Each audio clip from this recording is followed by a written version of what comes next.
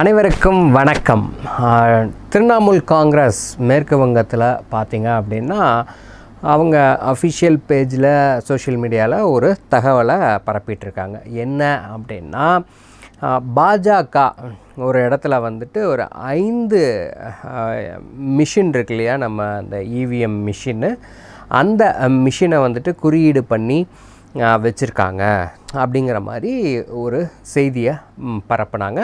அது என்ன உண்மை அப்படிங்கிறத நம்ம பார்க்க முற்பட்டம்போது அது பொய் அப்படிங்கிறது தெரிய வந்திருக்கு. அந்த மாதிரிலாம் எதுவுமே கிடையாது அப்படின்னு நம்ம சொல்லலை, மேற்கு வங்கத்துடைய எலெக்ஷன் கமிஷனே சொல்லியிருக்காங்க.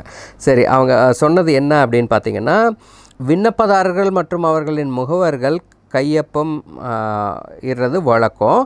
அந்த நேரத்தில் அந்த ஹாலில் இருந்தவங்க யாருன்னு பார்த்திங்கன்னா, வேட்பாளர் உடைய பிரதிநிதியாக பிஜேபியை சார்ந்தவங்க இருந்திருக்காங்க. அவங்க மட்டும் இருந்ததுனால அவங்கக்கிட்ட கையெழுத்து வாங்கியிருக்காங்க.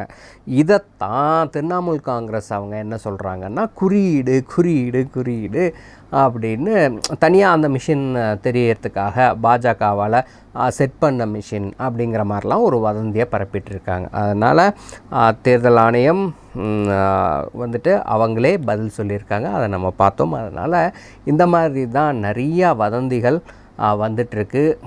மக்கள் திரும்ப நான் சொல்கிற ஒரே விஷயம், நம்ம தான் கிளியராக நியூஸை உள்ளே எடுத்துக்கணும். ஏன்னா நம்ம இப்படி வேர்ட் ஆஃப் மவுத்தில் அப்படியே நம்ம சொல்லுவோம். நம்ம வந்துட்டு இன்னொரு இடத்துல சொல்லுவோம், மேற்கு வங்கத்தில் பார்த்தீங்கன்னா இப்படி பண்ணிட்டாங்களாமா.